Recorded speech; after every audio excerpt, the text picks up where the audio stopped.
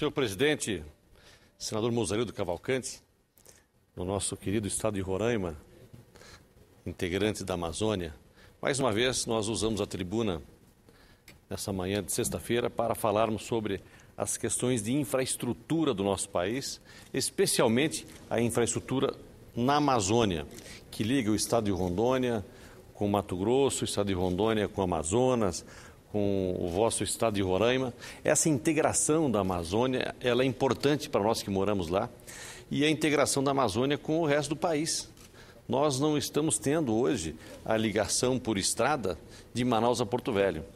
Estamos batendo nessa tecla, senador Mozarildo, desde o primeiro dia que chegamos a essa casa. E as coisas não avançam.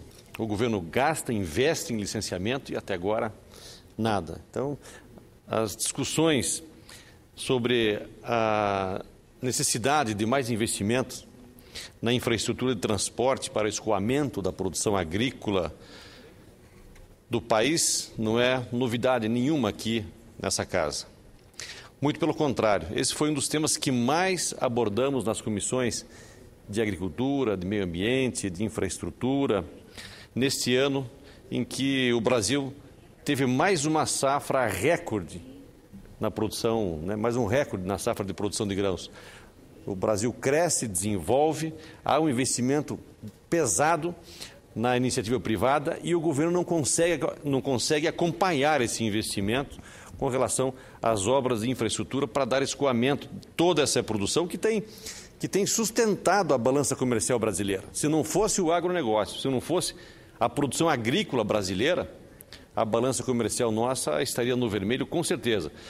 Então, nós precisamos nos ater a esta questão de investimento na infraestrutura. Para reverter esta situação, o governo federal resolveu dar atenção especial para a infraestrutura e a logística com relação ao Plano Safra 2013 e 2014. E acelerar as obras estratégicas previstas no PAC. Só para armazenagem foram anunciados investimentos de 25 bilhões de reais nos próximos 5 anos. Mas é uma coisa aqui que nós temos que fazer uma parte. Foram anunciados investimentos de 25 bilhões para os próximos 5 anos. Vamos ver se as questões, os licenciamentos ambientais vão deixar que o próprio governo, possa fazer os investimentos. Porque parece que tem dois governos. Um que quer fazer e outro que não deixa acontecer. Quantas obras estão paralisadas por conta de falta de licenciamento ambiental? Parece que o meio ambiente não quer o desenvolvimento do nosso país. Está travancando o desenvolvimento do nosso país, principalmente com relação à nossa Amazônia.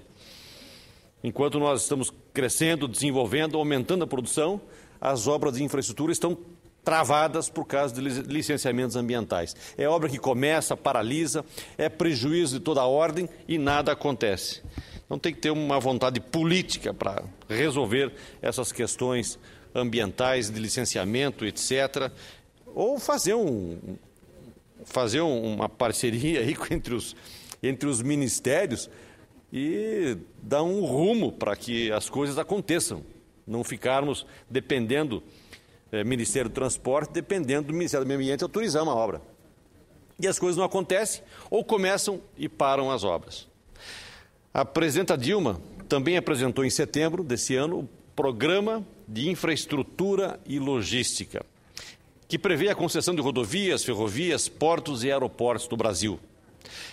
A prioridade é a implantação ou a ampliação da escala dos investimentos públicos e privados em infraestrutura, que deverão ser na ordem de 250 bilhões de reais nos próximos 30 anos. Também se o meio ambiente deixar, né? Se não deixar, não vai acontecer nada, vai ficar tudo parado novamente. Desse valor, 56 bilhões irão para a construção de estradas, 100 bilhões para ferrovias, 54 para portos, 15 bilhões para os aeroportos brasileiros. Mais de 2/3 de rodovias do Programa de Investimento em Logísticas serão concedidos à iniciativa privada ainda este ano. A BR-163 no Mato Grosso, que irá a leilão no próximo dia 27 de novembro, e o trecho das BRs da BR-060, 153 e 262 no Distrito Federal e Goiás, que será leiloado em 4 de dezembro.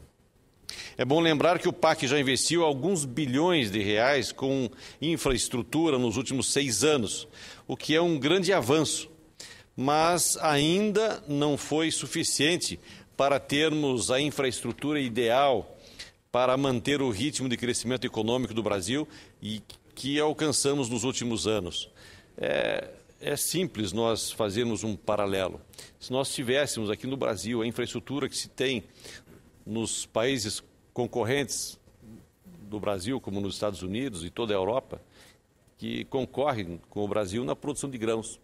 Se nós tivéssemos essa infraestrutura, com certeza o custo do Brasil seria muito mais baixo e o Brasil seria muito mais competitivo com relação ao mercado internacional.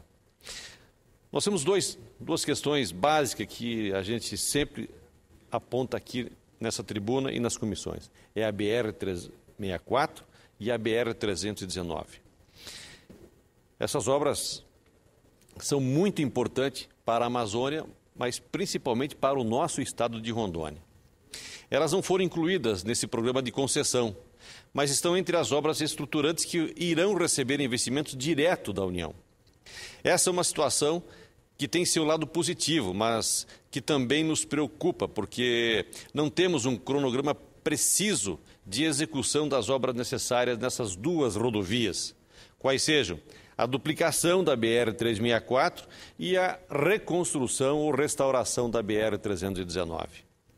O mesmo ocorre com as demais obras estruturantes do chamado Arco Norte, em nosso estado de Rondônia, o Arco Norte em Porto Velho, desviando todo o trânsito de caminhões pesados do centro da nossa capital. Hoje, todos os caminhões que vão à balsa desembarcar a produção de grãos que é produzida no estado de Rondônia, que também vem do Mato Grosso, do norte do Mato Grosso, atravessa todo o centro da nossa capital, Porto Velho, para chegar até o porto. Então, o projeto está pronto do Arco Norte para desviar todo o trânsito pesado que, chegando em Porto Velho, pega a direita e chega até o porto, desviando do centro da nossa capital. Também um projeto da maior importância é a ferrovia de integração Centro-Oeste-Norte, com a extensão até Porto Velho, mas iniciando em Porto Velho para Vilhena e encontrando a malha ferroviária brasileira em Vilhena ou Lucas do Rio Verde. As melhorias na hidrovia do Madeira e a construção dos terminais portuários. Os aeroportos da Amazônia, como o nosso aeroporto de Paraná, que encontra-se em obras que está sendo feito pelo governo do estado.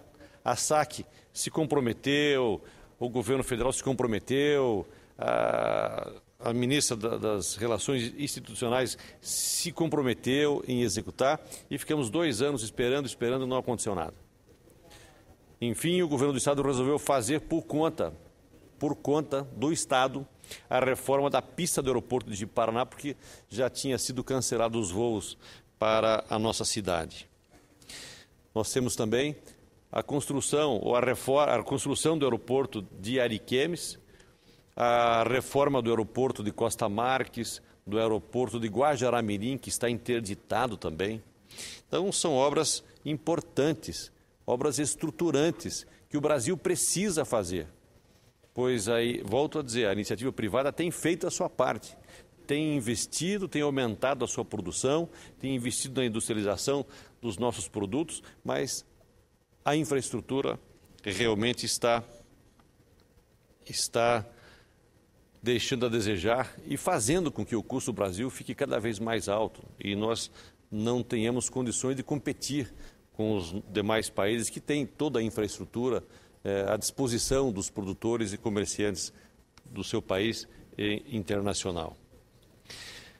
O caso da BR-319 é emblemático, pois estamos há mais de 7 anos discutindo o licenciamento ambiental para a reconstrução da rodovia. Licenciamento ambiental para uma rodovia que já existe, que ela foi construída na década final de 60, foi inaugurada em 1973. E agora nós precisamos de uma licença ambiental para recuperar essa BR. E não se dá o licenciamento por questões que preocupam, pelo menos as pessoas dizem que há uma preocupação que com a estrada aberta há uma possibilidade do desmatamento ilegal.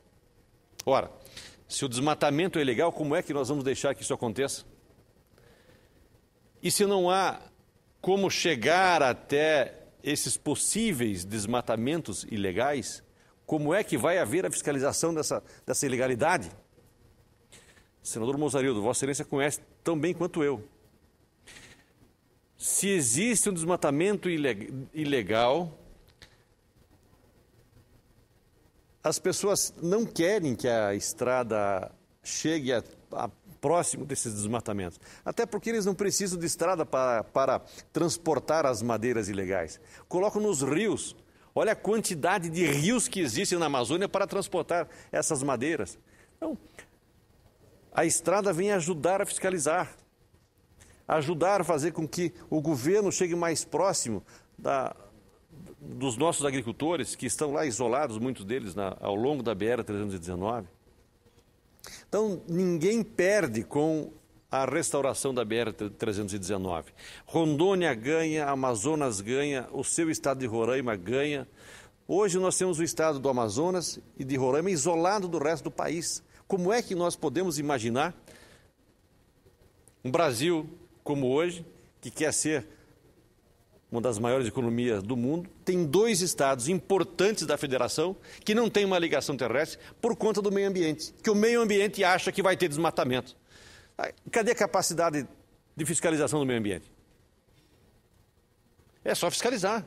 Nós produzimos aqui no Congresso Nacional e foi sancionado pela presidenta Dilma um Código Florestal que determina claramente o que pode e o que não pode fazer. Muitas coisas estão lá que nós não gostaríamos que estivesse, senador Mozarildo, mas está. E nós temos que cumprir, nós gostando ou não gostando do que está escrito no Código Florestal. Mas se existe um Código Florestal, não tem que ter preocupação se vai haver desmatamento ilegal ou algo que não esteja previsto no Código Florestal. É só termos fiscalização. Agora, se nós não temos acesso, como é que nós vamos fiscalizar? Por isso nós estamos defendendo e muito a reconstrução da BR-319. Hoje ela encontra-se em péssimas condições, praticamente intrafegável, visto que está abandonada desde o início da década de 90. Somente o eixo dessa rodovia vive mais de 200 mil pessoas. Em cidades como Humaitá, Lábrea, Careiro, Castanho e nos distritos de Realidade e Igapuaçu, entre outros. Mas temos que pensar que, se considerarmos a população de Manaus e das cidades da região metropolitana da capital amazonense, assim como a população de Humaitá e Porto Velho, assim como também a população do estado de Roraima, mais de 3 milhões de brasileiros serão beneficiados com a restauração, que é restauração, não é construção, é restauração, no mesmo leito que ela já existe. É a reconstrução da BR-319. Essas pessoas encontram dificuldade para buscar atendimento de saúde e para escoar a produção agrícola ou de produtos extraídos da floresta, como o açaí, pupunha, cupuaçu, láctex ou a castanha, bem como a produção de hortifrutigranjeiros do estado de Rondônia, também a produção de pescado em Rondônia. Nós queremos fazer chegar até os mercados de Manaus e Boa Vista. Agora, nós não podemos fazer isso pela hidrovia. Demoram 5, 7, 10 dias de transportes. Sendo que se fosse por estrada, os caminhões pequenos sairiam à noite e amanheceriam nos mercados de Manaus. E à noite do outro dia chegariam até Boa Vista, a nossa capital de Roraima. A proposta de reconstrução arrasta desde 2003, quando, logo no início do primeiro mandato do ex-presidente Lula, ele e o então ministro dos Transportes, Alfredo Nascimento, determinaram que o DENIT elaborasse o projeto de reconstrução da rodovia. Em 2005, o governo federal anunciou a recuperação da rodovia. As obras começaram em 21 de novembro de 2008, com 2 frentes de trabalho, partindo dos extremos da rodovia, sob a responsabilidade do nosso Exército Brasileiro. Um trecho de 204 quilômetros da saída de Manaus para Porto Velho e outro de 208 quilômetros saindo de Porto Velho com destino a Manaus. Esses trechos foram recuperados em 2010. A recuperação do trecho intermediário, com extensão de 405 quilômetros, chamado Meião da Floresta, foi embargado pelo IBAMA em 2009, mesmo com o projeto de restauração possuindo estudo de impacto ambiental, o EIA, executado pela Universidade Federal do Amazonas. Desde então, muitos estudos de impacto ambiental já foram feitos e refeitos. De acordo com o DENIT, mais de 78 milhões de reais já foram gastos com estudos ambientais e intervenções a fim de mitigar prováveis impactos ambientais no entorno da rodovia. Já realizamos audiências públicas na Comissão de Agricultura, bem como na Comissão de Infraestrutura também, para discutir a situação da BR-319, com o objetivo de pressionar o governo no sentido de acelerar os estudos que ainda restam e iniciar logo a reconstrução dessa rodovia. Mas parece que nem todos conhecem a realidade da Amazônia e persiste o mito de que a reabertura dessa rodovia provocará um grande impacto ambiental no coração da floresta amazônica. O que eu tenho certeza que não é verdade. Isso não é verdade, pois é muito mais fácil retirar a madeira da floresta pelos rios ou por estradas clandestinas do que uma rodovia federal fiscalizada, estruturada, com todo o policiamento necessário que existe em qualquer rodovia federal.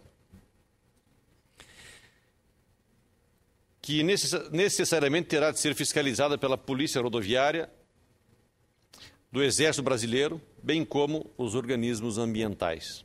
Portanto, para que possamos conhecer melhor essa realidade, para que possamos mostrar essa realidade a todos os brasileiros, nós aprovamos ontem, na Comissão de Agricultura, o requerimento para a realização de uma diligência que será feita no dia 25 de novembro próximo, desse mês que inicia hoje. A Comissão de Agricultura e também poderá ter adesão das comissões de Meio Ambiente e de Infraestrutura no trecho da BR-319 entre Porto Velho a Manaus. Nós vamos percorrer essa BR, convidamos os comerciantes de Porto Velho, de Manaus, aquelas pessoas que têm interesse na abertura da estrada, que nos acompanhem. Convidamos o Ministério do Transporte, o Ministério do Meio Ambiente, o IBAMA, o DENIT, o governo do estado do Amazonas, o governo do estado de Rondônia, para que a gente possa fazer essa travessia e também a imprensa nacional, a imprensa dos estados, para que possam ver em loco como está a BR-319 e mostrar para o Brasil que o impacto ambiental já aconteceu, já houve o impacto ambiental. Entendo que a recuperação da BR-319 tem que ser encarada como uma questão de Estado, como um assunto de interesse nacional, como é, e estratégico e de prioridade urgentíssima. Por isso, devemos empreender todas as forças para que isso ocorra o mais breve possível. Destaco que já tivemos alguns avanços, pois no último dia 9 de julho desse ano, 2 trechos da BR dentro do estado do Amazonas foi licenciado pelo IPAAM para as obras de manutenção.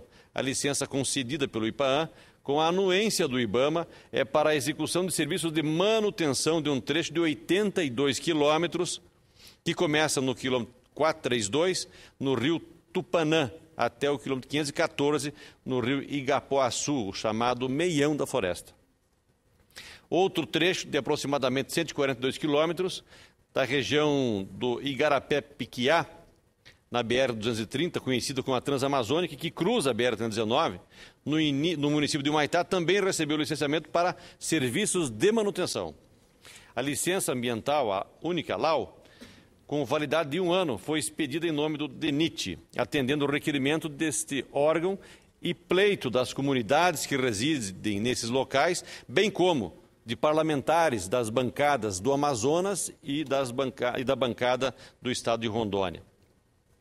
Creio que o licenciamento desse trecho já é uma abertura ao possível destravamento no processo de licenciamento ambiental para a reconstrução da rodovia que está sendo elaborado desde 2009 e as coisas não acontecem.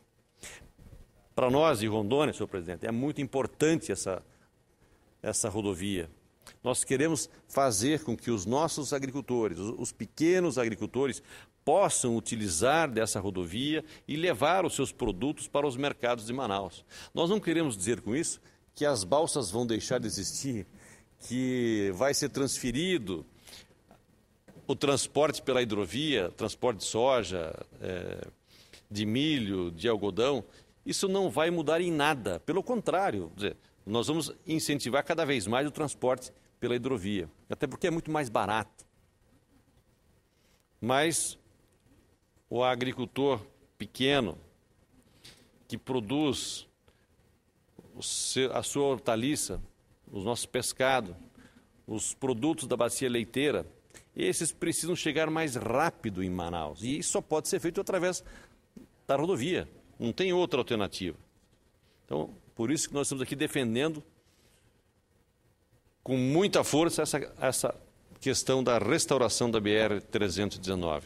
E volto a dizer, parece que nós temos dois governos. Um governo que quer e outro que não quer. É uma questão de vontade política, senador Mozarildo. Isso tem que acontecer, não podemos deixar a BR-319 isolada ou sem recuperação, deixando o vosso estado de Roraima isolado do resto do país. É mais fácil ir na praia, lá na Venezuela, no Caribe, do que ir até as praias brasileiras. Fazer compra na Venezuela é mais fácil do que fazer compra no centro do mercado brasileiro, porque não tem estrada. Então, é uma dificuldade grande. A Zona Franca de Manaus precisa dessa estrada. É claro que nós nunca vamos deixar de utilizar a hidrovia é mais barata, mas tem aqueles produtos que precisam de agilidade, de rapidez, e é através da rodovia. Uma rodovia, volto a dizer, ela foi inaugurada em 1973, não é uma rodovia nova. Outro assunto que eu trago nessa manhã é a possibilidade de intensificação dos conflitos envolvendo integrantes de comunidades indígenas e agricultores no Mato Grosso do Sul, em Alagoas e no Rio Grande do Sul. Foi uma preocupação muito séria trazida por representantes desses três estados para a audiência pública que realizamos ontem pela manhã na Comissão de Agricultura e Reforma Agrária aqui no Senado Federal. Diante da gravidade da situação envolvendo a disputa por terras ocupadas por agricultores e reivindicadas pelos índios, relatadas pelo prefeito de Palmeira dos Índios, no Alagoas, o prefeito James Ribeiro, ou James Ribeiro, pelo representante da Federação da Agricultura e Pecuária do Mato Grosso do Sul, FAMASUL, Gustavo Passarelli, e pelo procurador do Estado do Rio Grande do Sul, Dr. Rodinei Escobar Xavier Candeia. Temos a obrigação de reforçar o alerta ao Ministério da Justiça e ao governo da presidenta Dilma para que tomem as providências necessárias para evitar um confronto direto entre indígenas e agricultores nesses estados do nosso país.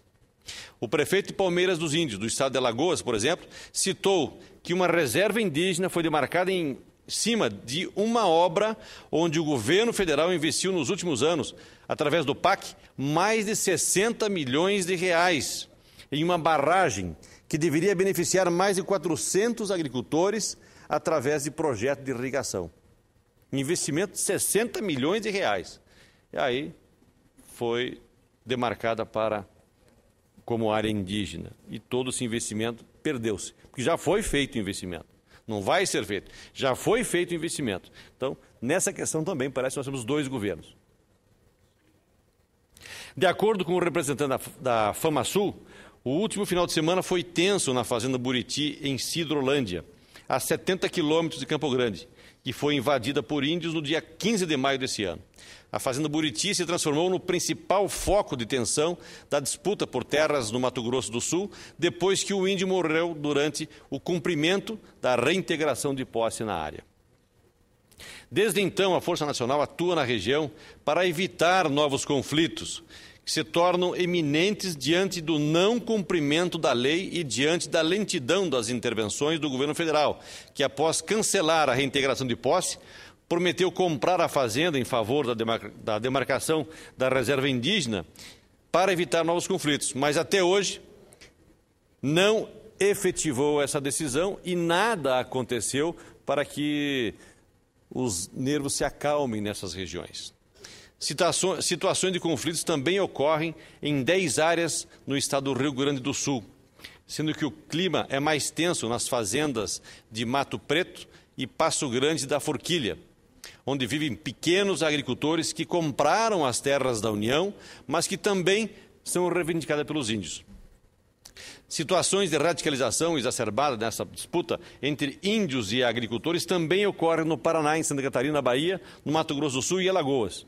Esperamos que não cheguem essas disputas no nosso estado de Rondônia, pois lá temos uma convivência boa com os índios, até porque os índios têm áreas grandes no nosso estado e a convivência é pacífica, graças a Deus.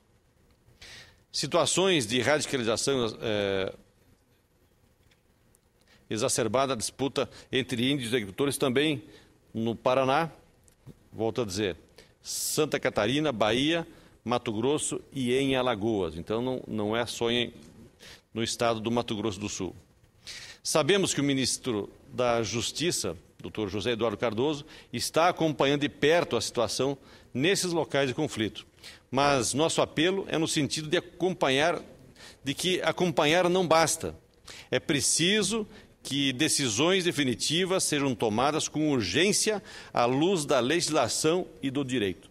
Nós temos que seguir a Constituição para que nada aconteça com relação a possíveis conflitos entre fazendeiros e indigenistas. É preciso reconhecer os direitos dos índios, mas também é necessário que o direito à propriedade seja assegurado. No caso em que esse direito é legítimo e comprovado, ou que a União faça a demarcação das terras indígenas, nos casos onde haja comprovação antropológica, dentro dos critérios técnicos multissetoriais, submetidos a pareceres da Embrapa, dos Ministérios da Agricultura, do MDA, conforme determinação da Casa Civil e da Presidência da República, e como aprovamos recentemente em projeto de lei na Comissão de Constituição e Justiça, aqui no Senado. Esses conflitos envolvendo índios e agricultores revelam, na verdade, a falta de critérios objetivos e de previsão legal para a demarcação das terras indígenas. Venho chamando a atenção há algum tempo, assim como outros parlamentares o fizeram aqui dessa tribuna. Da mesma forma, para a necessidade de estudos técnicos mais amplos, feitos por instituições competentes do ponto de vista antropológico, social e econômico. Atualmente, a FUNAI é responsável pela elaboração dos laudos antropológicos que determinam a criação de terras indígenas, ficando a cargo do Ministério da Justiça declarar os limites da área, sendo que a homologação é feita posteriormente pela Presidência da República. É um processo muito centralizado. É um processo muito centralizado na FUNAI. É que quando fala em FUNAI, até o alarme dispara, viu, presidente? É por isso. A FUNAI é tão inexpressiva e tão ineficiente que até o alarme do Senado dispara quando se toca no assunto da FUNAI. Nós fizemos uma audiência pública importante ontem. Convidamos a presidente da FUNAI, ela confirmou a presença, o ministro da Justiça confirmou a presença da presidente da FUNAI e ela teve o desplante de não comparecer. Não comparecer, não mandou representante. Depois de uma hora de nós estarmos debatendo, chegou uma carta dizendo que ela não poderia estar presente. Mas, enfim, esta é a preocupação da FUNAI com relação aos conflitos de terra que existem no Brasil, senador Pedro Simão. é a preocupação dela. Não compareceu uma audiência pública feita por essa casa, depois dela ter confirmado a presença para debater o assunto.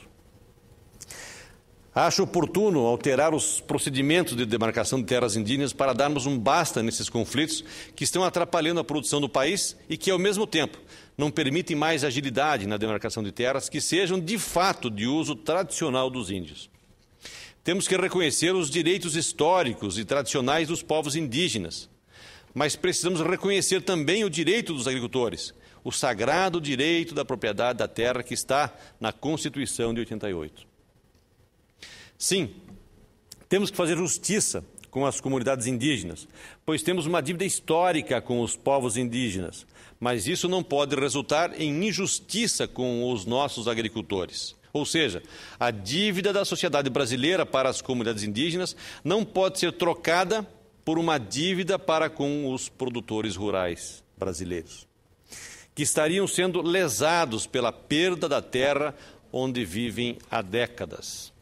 Neste sentido, reforço o apelo para que a Advocacia Geral da União reedite a Portaria 303, que estabeleceu o cumprimento das mesmas condições impostas na demarcação da terra indígena Raposa Serra do Sol, suspensa em 2012 até uma decisão final do Supremo Tribunal Federal, que ocorreu no último dia 23, mantendo a validade das 19 condicionantes que foram estabelecidas em 2009 no processo sobre a demarcação da terra indígena que aconteceu no seu estado de Roraima.